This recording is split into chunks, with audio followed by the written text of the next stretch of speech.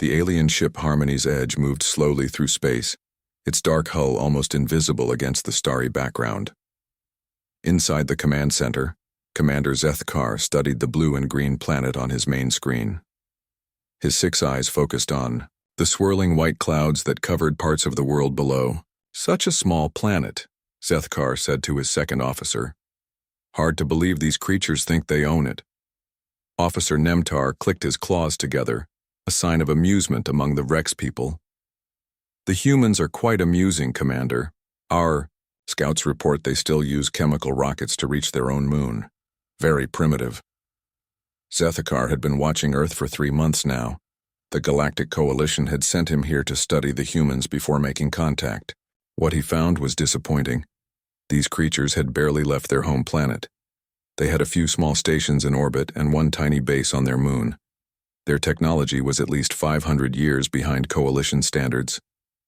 "Have you finished the report on their military?" Zethkar asked. "Yes, Commander. They have nuclear weapons, but nothing that could threaten our shields. Their fastest ships take months to travel between planets in their own system. They use radio waves to talk to each other, which is very slow." Zethkar nodded. "The humans would be easy to control. Like all primitive species, they would be given a choice: join the Coalition as servants, or be forced to join. Either way, they would serve the greater good of the galaxy." Far below on Earth, Captain Jake Morrison sat in his command chair aboard the patrol ship Liberty. The ship was currently stationed near Mars, watching for asteroids that might threaten the mining operations. It was boring work, but someone had to do it. Jake had been in space for 15 years. He had seen Earth grow from a single-planet species to one with colonies throughout the solar system. The progress was slow but steady.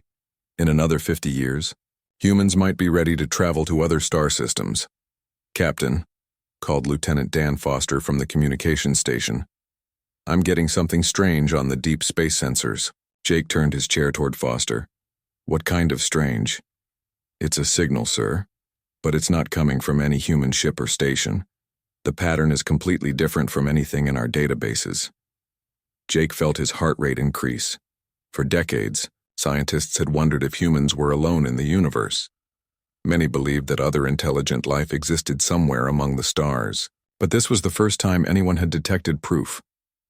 "Can you decode it?" Jake asked. "Working on it now, sir. The computer is running translation programs." Foster paused, listening to his earpiece. "Captain, I think it's a message. And I think it's directed at us." Jake stood up and walked over to Foster's station. On the screen, symbols appeared and disappeared as the computer worked to understand the alien language. Slowly, words in English began to appear. "People of Earth," the message began. "We are the Galactic Coalition. We have been watching your species for many years. The time has come for you to join the greater community of intelligent beings." Jake read the words twice, hardly believing what he was seeing. Aliens. Real aliens were talking to humanity. This was the most important moment in human history. The message continued. "You will be contacted by our representatives in 72 hours. Prepare your leaders for negotiations. Resistance is not recommended." "Not recommended?" Jake said, out loud. That sounded more like a threat than a greeting. Foster looked up from his screen. "Captain, there's more. The signal is coming from a ship about 1 million kilometers away. Our sensors show it's huge, maybe 10 times bigger than our largest vessels." Jake thought quickly. If aliens had ships that large, they probably had weapons to match. Humanity would need to be very careful in the coming days. "Send this message to Earth Command immediately," Jake ordered. "Priority Alpha. And Dan, keep monitoring that ship. I want to know if it moves or does anything unusual." On Earth, Dr. Lisa Barnes was working late in her laboratory when the emergency alert came through. As the planet's chief expert on possible alien life, she was one of the first people called when Jake's message arrived. Lisa read the alien transmission 3 times, her excitement growing with each reading. She had spent her entire career preparing for this moment. Humanity was about to learn they were not alone in the universe. But something about the message worried her. The aliens spoke about humanity like they were already in charge. They offered. No real choice, just demands disguised as invitations. Lisa picked up her secure phone and called the White House. President Sam Mitchell needed to know about this immediately. 20 minutes later, Lisa sat in the Oval Office with President Mitchell and his top advisors. The room was quiet as everyone absorbed the news. "How much do we know about these aliens?" President Mitchell asked. "Very little, sir," Lisa replied. "The message suggests they've been watching us for years, but we've never detected them before. Their technology is clearly more advanced than ours." Defense Secretary Bob Kelly leaned forward in his chair. "The message sounds like an ultimatum to me. They're not asking if we want to join their coalition. They're telling us we have to." President Mitchell nodded. "That's how I read it too. The question is, what do we do about it?" General Rick Taylor, the chairman of the Joint Chiefs, spoke up. "Mr. President, we need to assume they have superior firepower. If they've been watching us without being detected, they probably have weapons we can't imagine." "So you're saying we should surrender?" asked Secretary of State Maria Lopez. "I'm saying we need to be realistic about our chances in a fight, General," Taylor replied. President Mitchell was quiet for a long moment. Finally, he spoke. "Humanity has faced bullies before. We've never backed down when our freedom was threatened. I don't intend to start now." Lisa felt a chill run down her spine. If humanity chose to resist, it could mean war with beings far more advanced than themselves. But she also understood the president's position. Freedom was worth fighting for, even against impossible odds. "What are your orders, sir?" General Taylor asked. President Mitchell looked around the room at his advisors. "We have 72 hours to prepare. I want our best people working on this. Find out everything we can about these aliens, and activate the deep space defense protocols." As the meeting ended, Lisa wondered if humanity was making the right choice. The aliens clearly believed humans were primitive and weak. Maybe that assumption would work in humanity's favor. Maybe the aliens would underestimate what humans were capable of when their survival was at stake. She hoped they would find out soon enough. Commander Zethkar floated in his command chair, watching the data streams flow across his screens. His intelligence officers had spent the last 24 hours gathering information about human military capabilities. What they found made him laugh.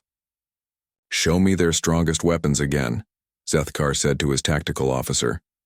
Officer Velmix activated the holographic display.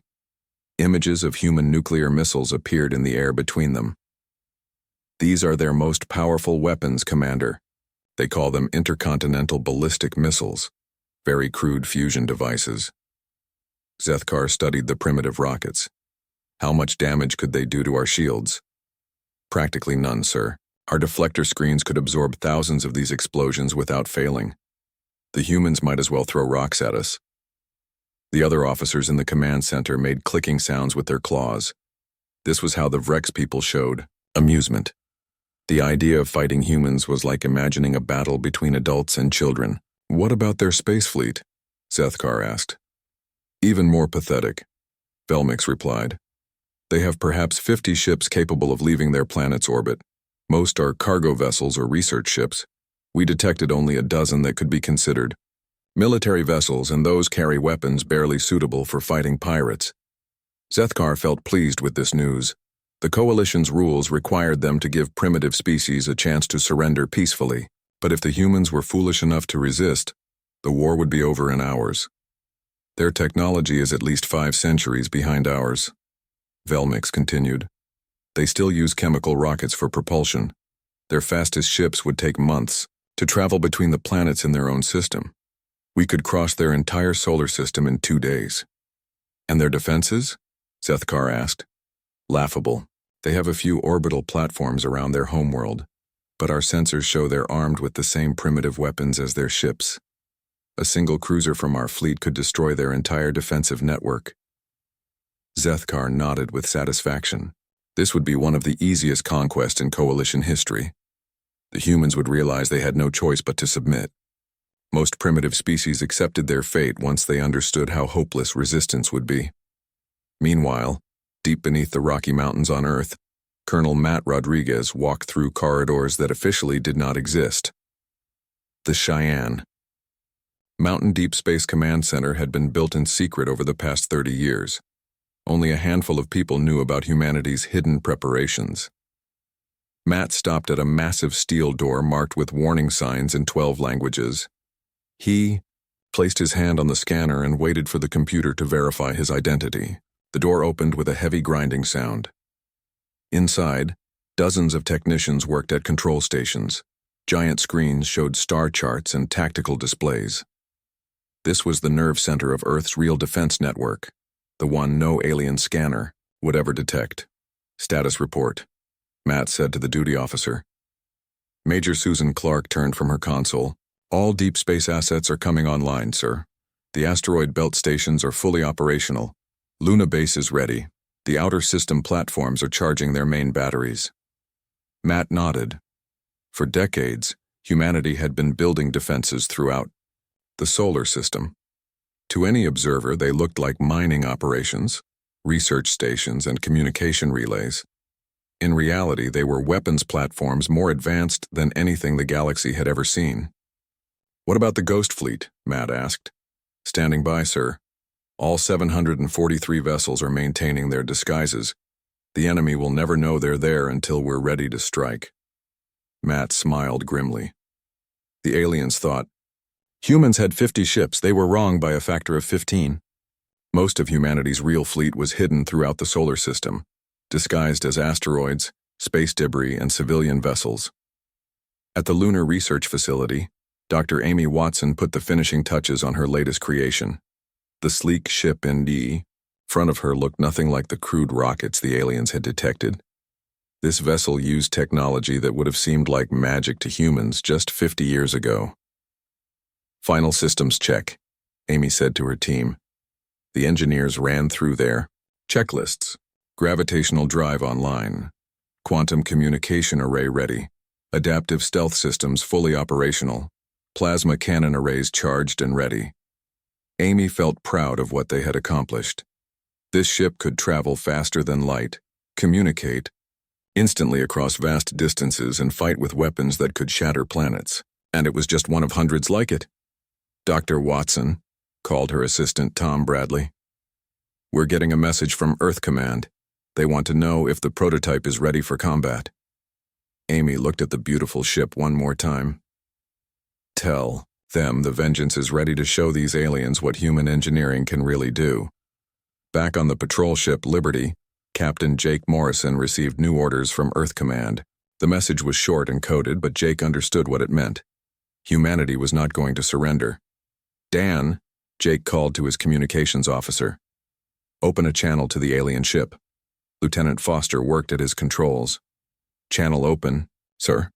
Jake took a deep breath. What he was about to do would change history forever. Alien vessel, this is Captain Morrison of the Earthship Liberty. I have been authorized to begin negotiations with your representatives. The reply came quickly.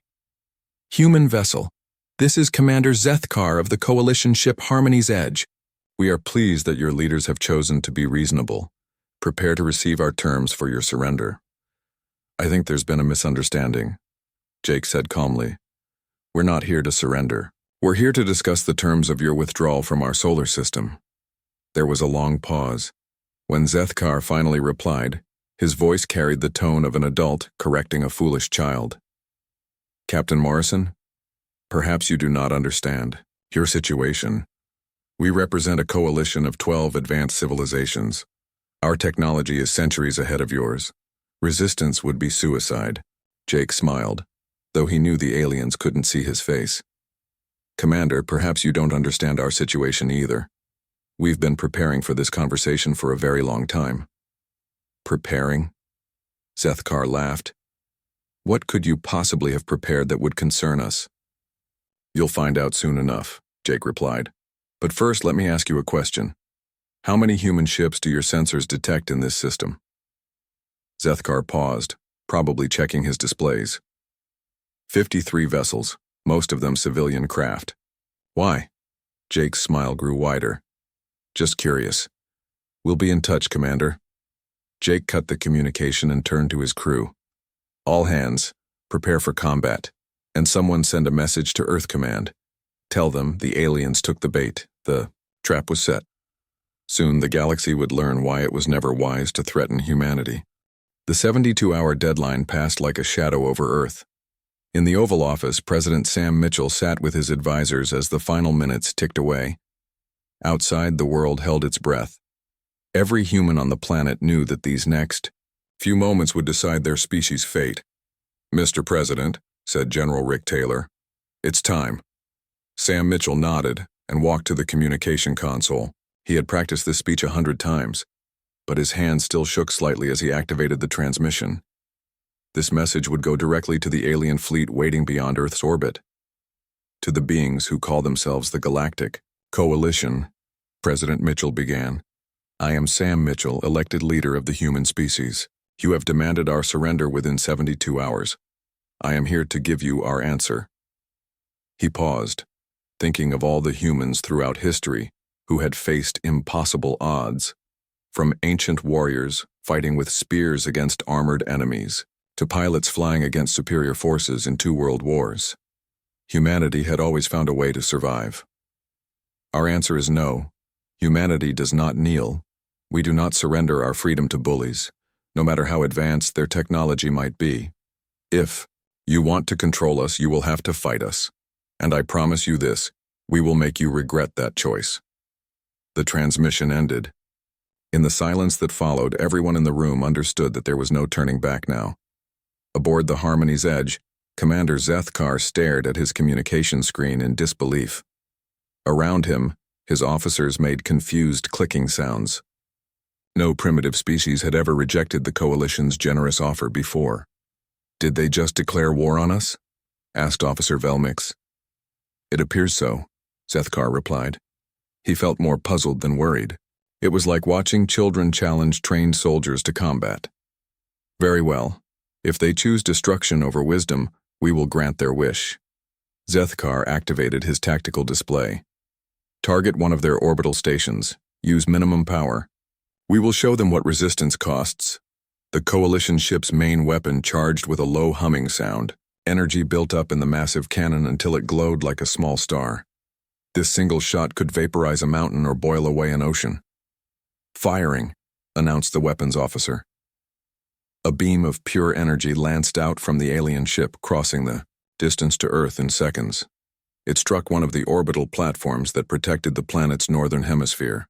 The aliens expected to see the station disappear in a ball of fire. Instead, something impossible happened. The energy beam struck an invisible barrier around the station and scattered harmlessly into space. Not only did the human platform survive, it immediately returned fire with a weapon the aliens had never seen before.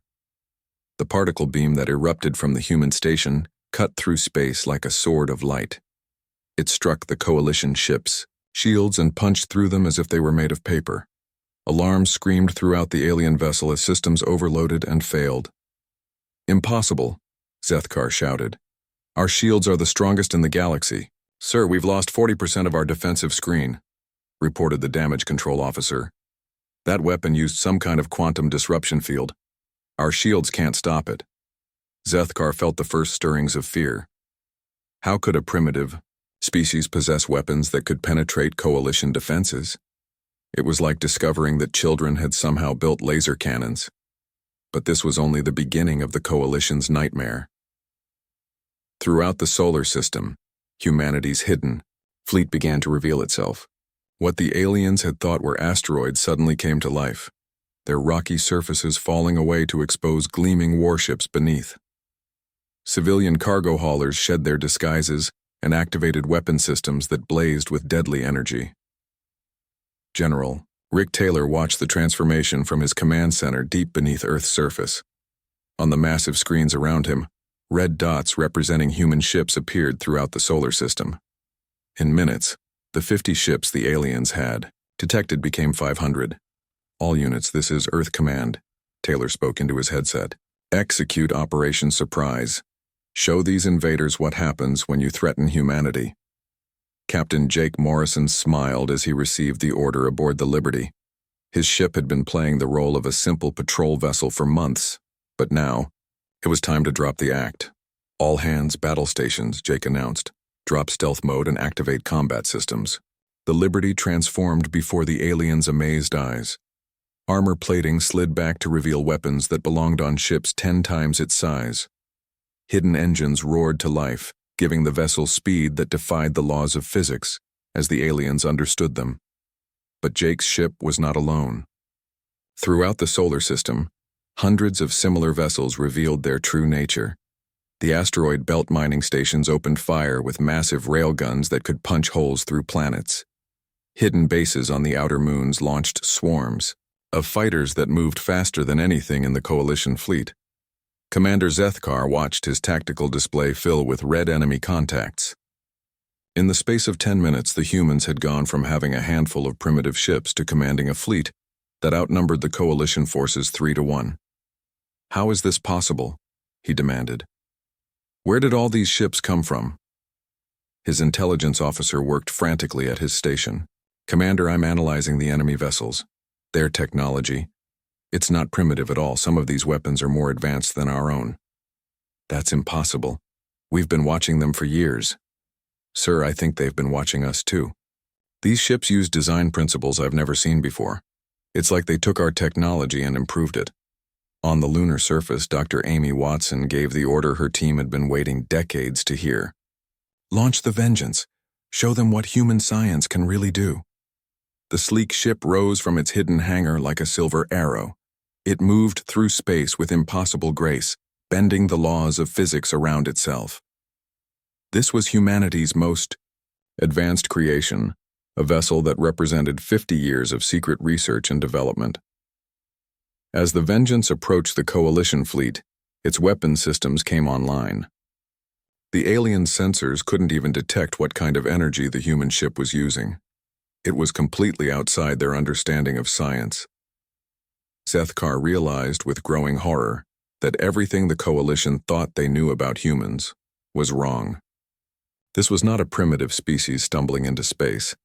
This was an advanced civilization that had been hiding its true capabilities while studying its potential enemies.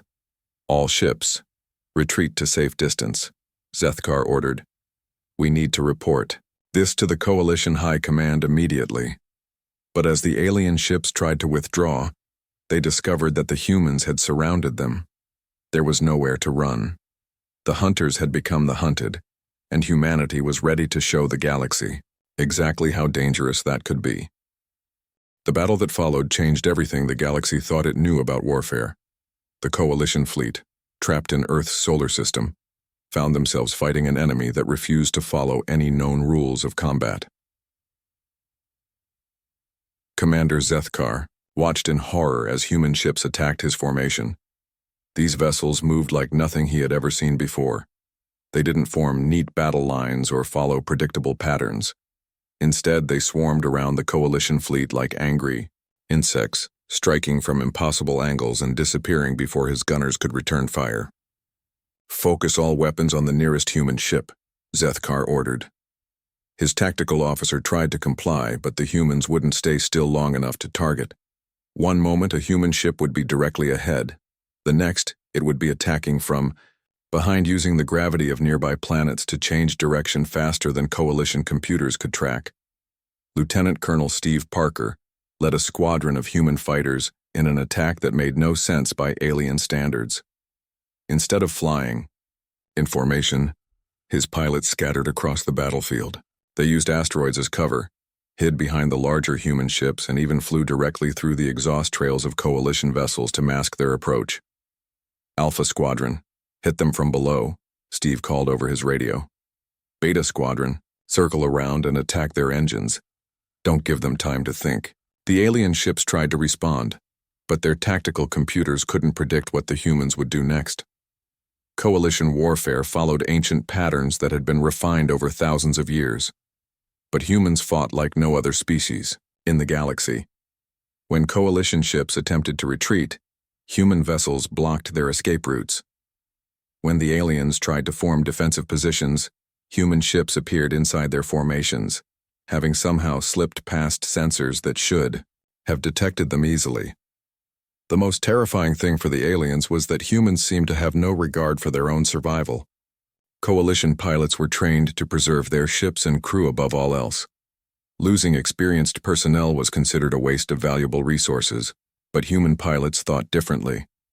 When Captain Julie Adams saw that her ship Ghostwalker couldn't escape from 3 coalition destroyers, she didn't try to run. Instead, she flew directly into the center of the enemy formation and detonated her ship's power core. The explosion destroyed all 3 alien vessels and created a gap in their defensive line that other human ships quickly exploited. To the aliens, this looked like madness. To humans, it was just another tactical option. "Sir, the humans are using suicide attacks," reported Zethkar's tactical officer. "They're destroying their own ships to damage ours." Zethkar couldn't understand this behavior. Why would they throw away trained crew members? Don't they realize how difficult they are to replace? What Zethkar didn't know was that Captain Adams and her crew had survived.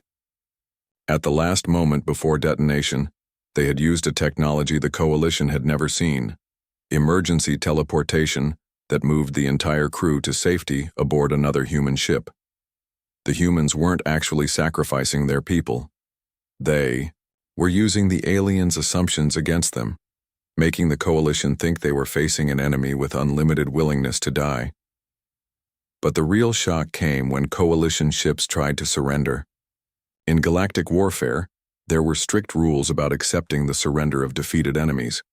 When a ship powered down its weapons and sent the traditional surrender signal, the fighting was supposed to stop.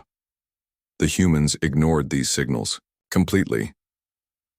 Captain Morrison aboard the Liberty received a surrender transmission from a Coalition cruiser that had lost its shields and weapons. According to every rule of civilized warfare, Morrison should have accepted the surrender and taken the crew prisoner. Instead, he opened fire with every weapon his ship possessed.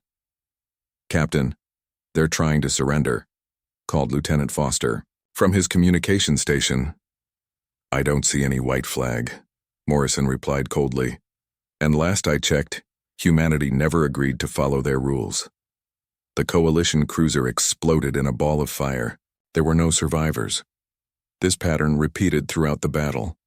Human ships showed no mercy to enemies who tried to surrender. They fought with a brutal efficiency that shocked the Coalition forces. When alien crews abandoned their damaged ships in escape pods, human fighters hunted them down and destroyed them. To the Coalition, this was barbaric. To humans, it was practical. These aliens had come to enslave humanity. They deserved no mercy. Commander Zethkar realized that his fleet was not just losing the battle. It was being systematically destroyed by an enemy that fought like demons. Half his ships were already gone, and the humans showed no signs of slowing down. "All remaining vessels, full retreat," he ordered. "We need to reach the jump point and return to Coalition space." But when the alien ships tried to escape, they discovered that the humans had anticipated this move. The Vengeance, Dr. Watson's experimental ship, appeared directly in their path. The sleek vessel moved with impossible speed, blocking every escape route. "This is Captain Kelly of the human vessel Vengeance," came a transmission. "You are not leaving this system. Your invasion ends here." Zethkar activated his main screen to get a better look at the human ship. What he saw made his blood run cold. The Vengeance was smaller than most ships in his fleet, but it radiated power like a miniature star. Energy readings from the human vessel were off the charts. "Impossible," Zethkar whispered. "No ship that size could generate that much power." The Vengeance proved him wrong. The human ship opened fire with weapons that seemed to bend reality itself. Space twisted around the energy beams, and when they struck Coalition ships, the alien vessels simply ceased to exist. They didn't explode or burn. They just vanished as if they had never been there at all. In 30 minutes of combat, the Coalition fleet of 80 ships was reduced to 12. The survivors huddled together, their weapons useless, their shields failing, their crews paralyzed with fear. The humans had not just won the battle. They had demonstrated a way of fighting that would give the entire galaxy nightmares, and this was only the beginning of what humanity was capable of when truly angered. Commander Zethkar sent an emergency transmission to Coalition High Command. The message was simple, but terrifying. The humans are not what we thought. We have awakened something that should have been left alone. May the gods help us all. The Coalition High Command received Zethkar's emergency transmission in the middle of what should have been a celebration. The 12 most powerful species in the galaxy had gathered on the capital world of Nexus Prime to discuss the addition of humanity to their empire. Instead, they found themselves staring at battle recordings that made no sense. Supreme Chancellor Vorthak of the Nexus Assembly watched the footage for the third time. His 4 eyes tracked the movement of human ships as they tore through the Coalition fleet with impossible ease. Around the Great Chamber, representatives from 11 other species sat in stunned silence. "This cannot be accurate," declared war leader Greshatar of the Corvan Empire. "No primitive species could defeat a Coalition battle fleet. Your commander Zethkar must be incompetent." "The recordings do not lie," replied Admiral Sekval of the Hegemony Navy. "I have analyzed the data myself. These humans possess technology we have never seen before." The debate continued for hours, but the evidence was undeniable. Somehow, a species that had barely left its home planet had destroyed the most powerful military force the Coalition had ever assembled. Meanwhile, in the wreckage-filled space around Earth, Commander Zethkar found himself a prisoner aboard Captain Morrison's ship. The human captain had taken him alive not out of mercy but for a much more important purpose. "I don't understand," Zethkar said as human guards escorted him through the corridors of the Liberty. "How did you develop such advanced technology? We've been watching your species for decades." Captain Morrison smiled as he led the alien commander to a conference room. "That's your first mistake, Commander. You assumed we didn't know you were watching." The room they entered was filled with devices and documents that made Zethkar's eyes widen in shock. There were detailed schematics of Coalition ships, complete tactical analyses of alien weapons, and even personal files on Coalition commanders, including himself. "Impossible," Zethkar whispered. "How did you obtain classified Coalition intelligence?" Dr. Amy Watson looked up from a computer terminal where she was analyzing data from the captured alien ship. "We've been collecting information about your Coalition for over a century, Commander. Every time you sent a scout ship to observe us, we sent our own scouts to observe you." She activated a holographic display that showed the development of human technology over the past 100 years. Zethkar watched in growing horror as the timeline revealed the truth. "First contact wasn't 3 days ago," Dr. Watson continued. "It was in 1952, when one of your survey ships crashed in what humans call the Nevada Desert. We recovered the wreckage and began reverse engineering your technology." The display showed human scientists working on alien components, slowly unlocking the secrets of faster-than-light travel, energy shields, and advanced weapons. But they hadn't simply copied Coalition designs. They had improved them. By 1970, we had developed our own FTL drives, Dr. Watson explained. By 1985, we were sending unmanned probes to Coalition worlds. We mapped your territories, studied your military tactics, and identified your weaknesses. Zethkar felt sick. The Coalition had been watching humanity while humanity had been watching them. But the humans had been far more thorough in their surveillance. "Your species thinks in terms of hierarchy and rigid command structures," Dr. Watson continued. "You share technology through official channels and follow established procedures. Humans work differently." She showed him footage of human research facilities hidden throughout the solar system.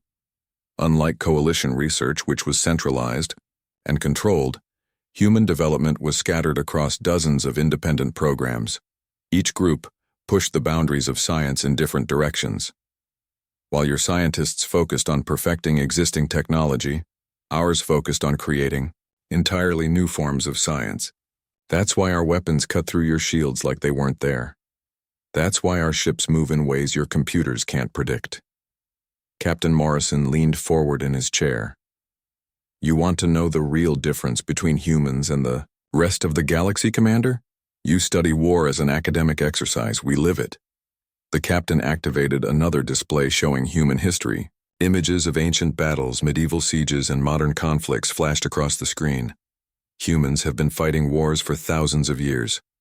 We've perfected the art of killing our enemies and breaking their will to fight.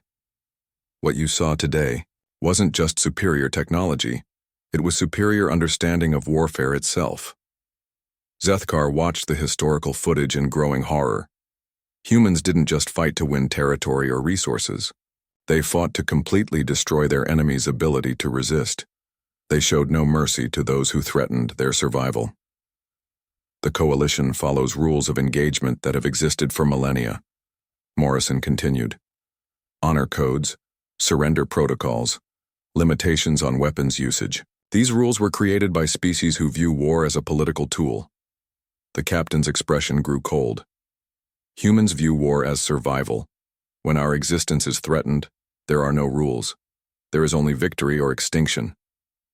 Dr. Watson brought up the final piece of evidence that would shatter everything the Coalition thought they knew about humanity. Commander, you assumed we were a young species because we appeared to be confined to one star system. You were wrong about that too, the holographic display showed a map of local space that made Zethkar's heart stop beating. Red dots marked human colonies spread across dozens of star systems. Not the primitive outposts of an emerging civilization, but fully developed worlds with populations in the billions. We've been colonizing other worlds for 40 years, Doctor, Watson said quietly. We have 17 fully terraformed planets, 32 major space habitats, and mining operations in over 100 systems. Our total population is now over 50 billion, but our surveys showed, Zethkar began, showed exactly what we wanted you to see. Morrison finished. While you were watching Earth, we were building an interstellar empire. Every human colony is hidden from Coalition sensors. Every human ship is designed to avoid detection. The alien commander realized with dawning horror that the Coalition hadn't just underestimated human military capabilities. They had completely misjudged the size and scope of human civilization. How many of you are there? Zethkar asked in a voice barely above a whisper. Morrison smiled, but there was no warmth in his expression. Enough to make the Coalition regret ever threatening us. And, Commander, now that you've forced us to reveal ourselves, we're going to make sure the galaxy understands one simple lesson. The captain leaned back in his chair and delivered words that would echo throughout the galaxy. For generations to come, never anger the humans. 6 months after the failed invasion of Earth, the galaxy was a very different place. The news of humanity's victory had spread to every corner of known space, carried by traders, diplomats, and the few survivors of the Coalition fleet who had been allowed to escape with their lives. In the Great Council chambers of Nexus Prime, the Coalition leadership met in emergency session. The 12 species that had once ruled the galaxy with absolute authority now faced a crisis that threatened their very existence. Supreme Chancellor Vorthak stood before the assembled representatives, his 4 eyes reflecting the fear that gripped them all. The humans have made their position clear. Any attempt to attack their territories will result in what they call total retaliation. Our intelligence suggests they have the capability to carry out this threat. War leader Greshtar of the Corvan Empire slammed his massive fist on the council table. We cannot allow one primitive species to dictate terms to the entire galaxy. The Coalition represents billions of beings across thousands of worlds, and the humans represent technology and military tactics we cannot match, replied Admiral Sekval. Their ships appear in our space without warning, gather intelligence, and disappear before our fleets can respond. We are no longer the hunters, Greshtar. We have become the prey. The truth was worse than most Coalition members wanted to admit. Human ships had been detected in the home systems of every Coalition species. Not invasion fleets, but small groups of vessels that observed.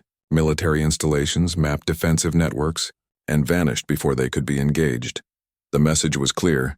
Humanity could strike anywhere, anytime, and the Coalition could not stop them.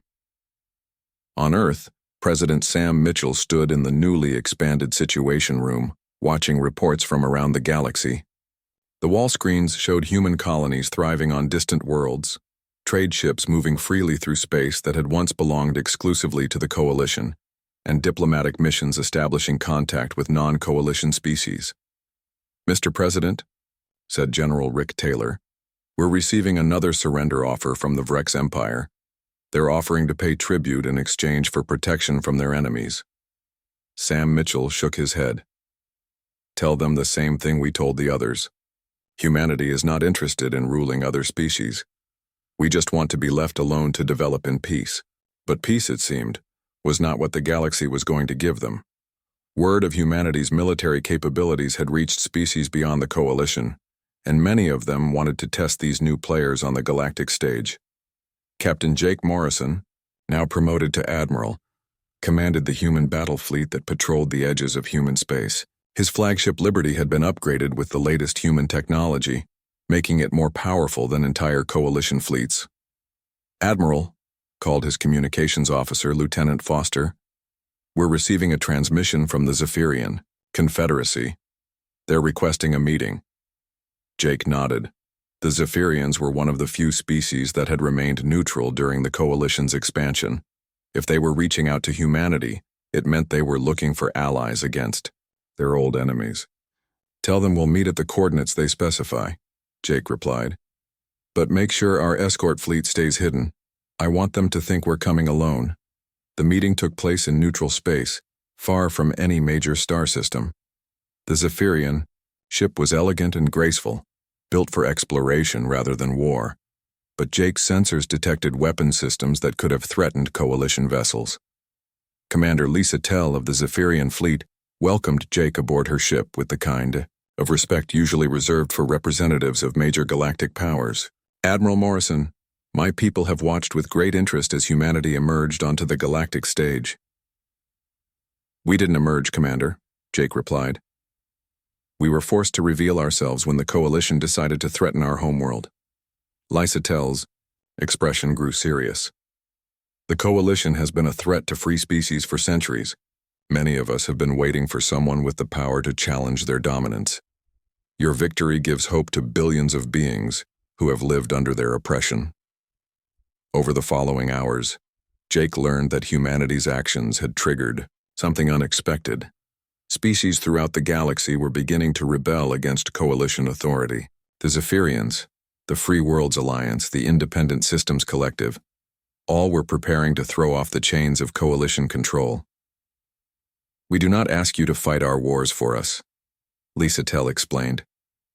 We ask only that you prevent the Coalition from bringing their full might against us while we secure our own freedom. Jake considered the request carefully. Humanity had no desire to become involved in galactic politics, but they also couldn't allow the Coalition to regain its strength and threaten human space again. We'll provide limited support, Jake finally agreed. Intelligence sharing, advanced defensive technologies, and protection from Coalition retaliation. But we won't fight your battles for you. The agreement that followed became known as the Terra Accords, the first treaty between humanity and other galactic civilizations. It established humanity as a major power while avoiding the mistakes that had made the Coalition so hated. Dr. Amy Watson continued her research on the far side of the galaxy, where human scientists worked to unlock the mysteries of the universe. Her latest project involved technologies that could reshape reality itself, making the weapons that had defeated the Coalition look primitive by comparison. Dr. Watson, called her assistant Tom Bradley, we're getting reports from the frontier colonies. Several new species have requested permission to establish trade relations with humanity. Amy smiled as she reviewed the requests. Humanity was no longer hiding in the shadows. They were becoming the species that others looked to for protection, trade, and technological advancement. But they were doing it on their own terms.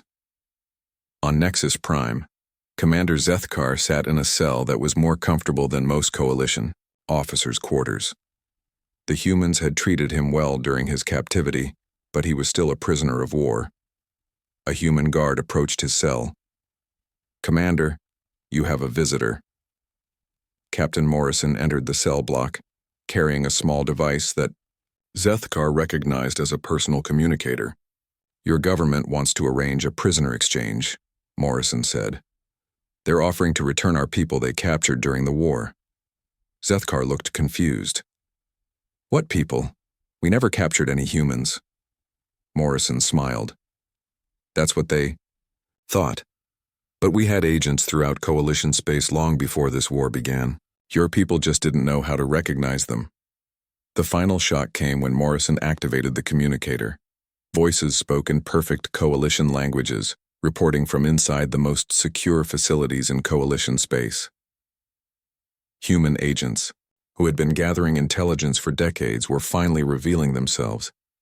Zethkar realized that humanity's victory had been inevitable from the beginning. They had been preparing for this war longer than the coalition had even known they existed. As Morrison left the cell, he delivered one final message. Tell your leaders that humanity offers peace to those who leave us alone. But to those who threaten us or our allies, we offer only the promise that they will regret their choice. The galaxy had learned its lesson. Never anger the humans.